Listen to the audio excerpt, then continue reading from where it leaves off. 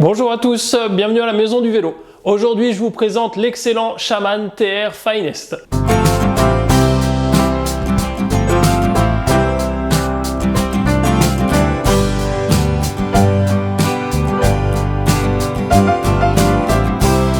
Avant d'entrer dans le vif du sujet, un grand merci à tous ceux qui se sont déjà abonnés à la chaîne. Vous êtes de plus en plus nombreux, donc ça fait vraiment plaisir et je reçois au fur et à mesure pas mal de commentaires et même des coups de fil au magasin. Donc c'est vraiment top, continuez comme ça. Merci à tous ceux qui likent les vidéos, qui les partagent et surtout n'oubliez pas de vous abonner.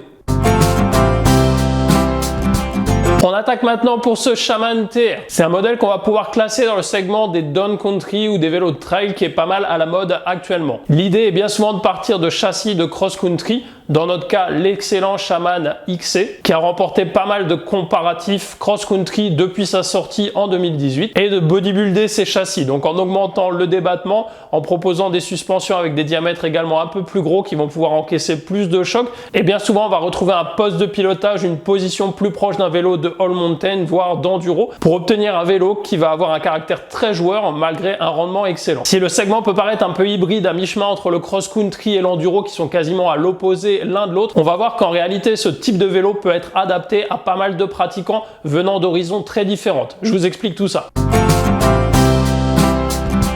Pour vous situer un peu ce modèle dans la famille Shaman TR chez Sun, vous avez trois versions. La version S2 qui va démarrer à 2699 €, équipée avec une transmission Shimano Deore en 12 vitesses, des suspensions à air RockShox, donc on va retrouver un amortisseur RockShox Deluxe à l'arrière et une fourche RockShox Recon en 130 mm de débattement à l'avant. Pour les freins, là encore, il y aura du Shimano avec des MT401 à l'avant et à l'arrière et vous retrouverez une paire de roues maison en alu. On retrouve ensuite son grand frère, le Shaman TR S1, qui va se négocier juste un tout petit peu plus cher, on sera à 2999 €. Là encore, au niveau de la transmission, c'est du Shimano avec un ensemble SLX 12 vitesses. Idem pour les freins Shimano encore avec des MT420 et donc cette fois on va retrouver un 4 pistons à l'avant et un 2 pistons à l'arrière particulièrement adapté au programme du vélo. Pour les suspensions, on ne change pas une équipe qui gagne, c'est encore du RockShox, vous avez le même amortisseur à l'arrière, donc à savoir le RockShox Deluxe, et à l'avant on va retrouver cette fois une RockShox 35 dans sa version R, donc la version Gold. Il partagera les mêmes roues maison en alu que son petit frère le S2. Enfin on retrouve la version Finest, le modèle le plus haut de gamme de chez Sun,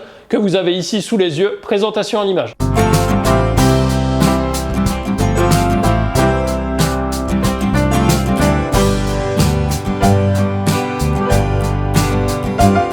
Comme pour le reste de la famille, on va retrouver du Shimano au niveau de la transmission et cette fois on fait appel au groupe XT. Cassette, dérailleur arrière, shifter, chaîne, pédalier, boîtier de pédalier, le groupe est au complet sur ce modèle. Il va y avoir par contre pas mal de changements au niveau des freins et des suspensions. Pour les freins, comme sur pas mal de ces modèles haut de gamme, Sun fait confiance à Formula. La marque italienne vous propose des Cura qui sont vraiment excellents en termes de puissance de freinage. C'est des freins que j'apprécie beaucoup également parce qu'on peut facilement avoir toutes les pièces détachées. Si vous cassez un levier, si vous avez besoin d'une vis, tout est vendu au détail, un peu à la manière des freins Hop, mais par contre avec des prix beaucoup plus bas. On retrouve donc un Cura 2 pistons à l'arrière qui fait vraiment bien le boulot, couplé à un disque de 180 mm et à l'avant on a la même taille de disque mais un frein Cura 4, donc en 4 pistons. On passe aux suspensions maintenant. Excite les RockShox, on va retrouver du Fox 1 DPS Float Factory à l'arrière en 115 mm de débattement et à l'avant on retrouve une Fox 34 Factory Kashima en 130 mm de débattement avec le jambage orange fluo qui amène pas mal de dynamisme au rendu visuel de ce vélo. Pour les roues, ça va être suivant les arrivages. Les pénuries de composants continuent à se faire ressentir fortement dans le marché du cycle. Pour pouvoir vous livrer les vélos en temps et en heure, Sun parfois fait varier le montage des modèles qui sont envoyés en magasin. D'origine, normalement, le vélo devrait sortir avec des DT Suisse XM 1700. Comme vous pouvez constater, le dernier modèle qu'on a reçu en magasin est équipé de roues Iserstein TRS+. Comme pour les DT Suisse XM 1700, c'est des roues qui vont proposer un bon compromis entre rendement, légèreté et solidité, et donc qui vont les destiner à une plage d'utilisation assez large, comme c'est le cas pour ce vélo. Ces dernières vont être chaussées avec des Maxxis Recon en 29 par 240, version exoprotection.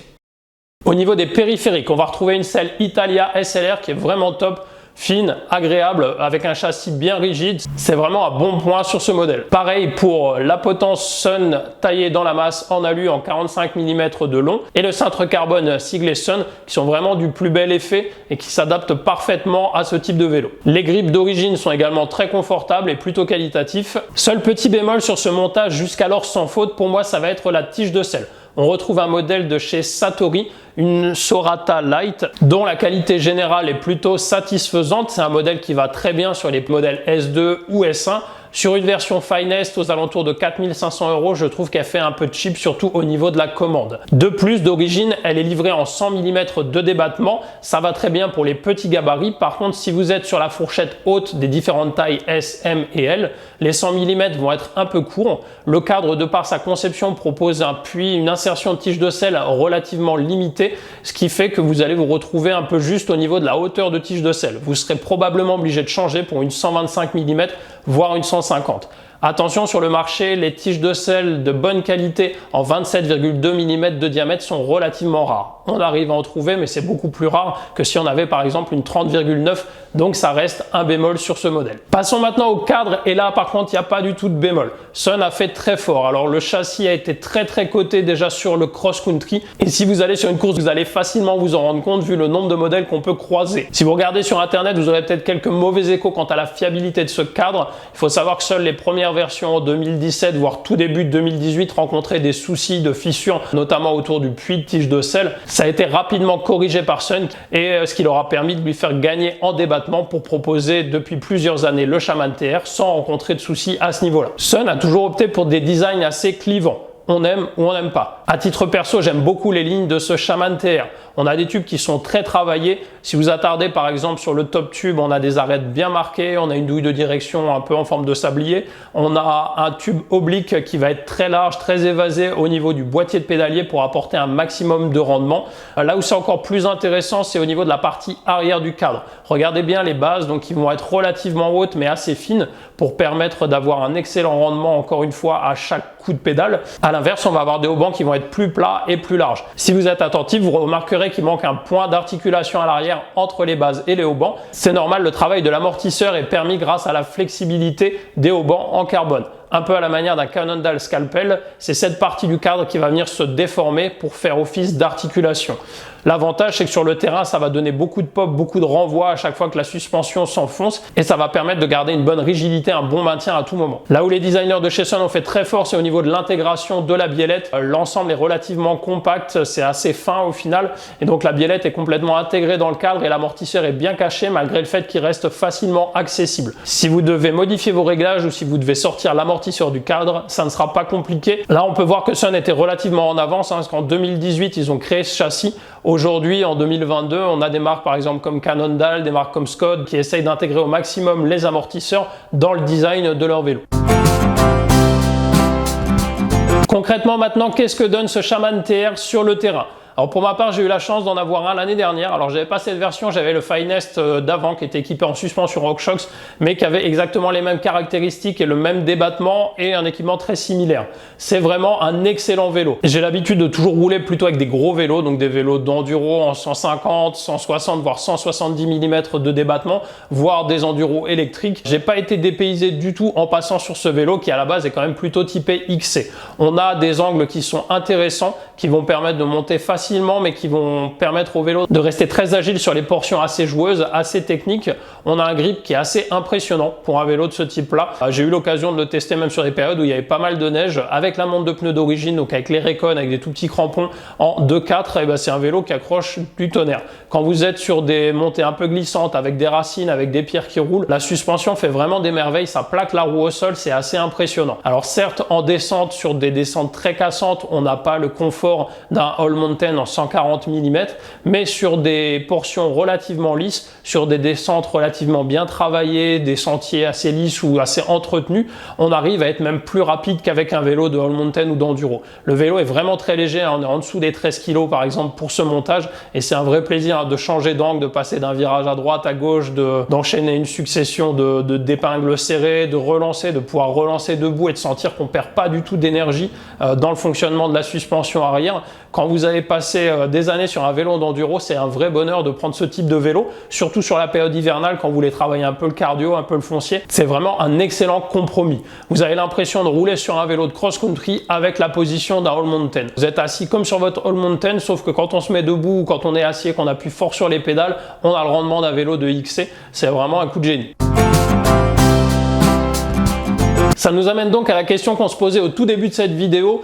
À quoi sert ce segment Down Country? Est-ce que c'est une invention marketing? Est-ce que c'est vraiment utile? Est-ce qu'on a un vrai plus par rapport aux autres modèles? Et surtout, à qui s'adresse ce type de vélo? Comme je vous le disais juste avant, ça va donc être un excellent vélo pour les pratiquants enduro ou DH qui souhaitent une monture un peu plus légère avec pas mal de rendement pour pouvoir travailler le foncier ou se faire plaisir sur des sorties un peu moins techniques que d'habitude, mais où il va falloir pouvoir pédaler beaucoup sans pour autant négliger complètement le fun et pouvoir lâcher les freins dès qu'il y a une petite descente qui se présente, pouvoir continuer à faire des sauts, à repousser ses freinages. Donc c'est vraiment un vélo qui va être excellent pour tous les pratiquants enduro ou DH qui souhaitent s'orienter de façon temporaire ou définitive vers une pratique plus physique encore. À l'inverse, ça sera aussi un très bon vélo pour les pratiquants qui viennent de la route, du XC, éventuellement les pratiquants qui n'ont jamais eu de tout suspendu, qui veulent un vélo un peu plus confort, un peu plus fun, mais qui veulent vraiment pas sacrifier le rendement qu'ils avaient avant sur leur précédent vélo, ou le rendement qu'ils pouvaient avoir sur leur vélo de cyclocross ou sur leur vélo de route. Dans ces cas-là, le Shaman TR va être tout indiqué. En conclusion, on a donc vraiment un excellent vélo de la part de la marque française Sun. On a un montage quasi sans faute, on a un design qui est vraiment osé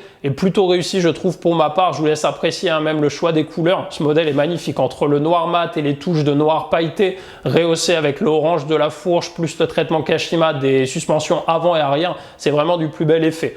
On a un prix qui est complètement cohérent. On est en dessous de la barre des 4 500 €, ce qui est vraiment très bien placé pour ce vélo. Et surtout, on a un super comportement sur le terrain qui va plaire à la fois aux pratiquants les plus techniques et à la fois aux pratiquants les plus physiques qui souhaitent s'orienter vers l'un ou l'autre des domaines. Donc au final, un vélo qui va convenir à vraiment une large palette. Si vous êtes intéressé, n'hésitez pas à nous contacter. Je vous rappelle qu'on peut envoyer ce type de vélo partout en France. Voilà pour cette présentation en images du Shaman TR Finest. J'espère que ça vous a plu. Si vous avez des questions, des remarques sur le modèle, n'hésitez pas à les laisser en commentaire. Idem, si vous êtes déjà possesseur d'un Shaman TR, peu importe l'année, peu importe la version, n'hésitez pas à laisser vos retours juste sous la vidéo. Je vous souhaite une très bonne journée, un très bon ride et à bientôt pour une prochaine vidéo.